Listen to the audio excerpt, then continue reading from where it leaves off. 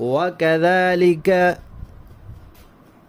ما أرسلنا من قبلك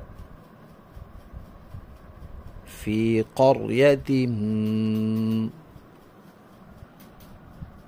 من نذير إلا قال مترفوها إنا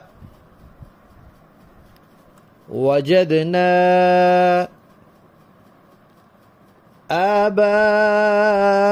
آباءنا على أمة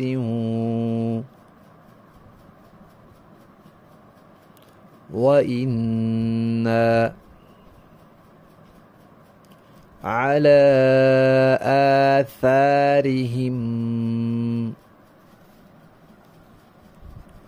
مقتدون.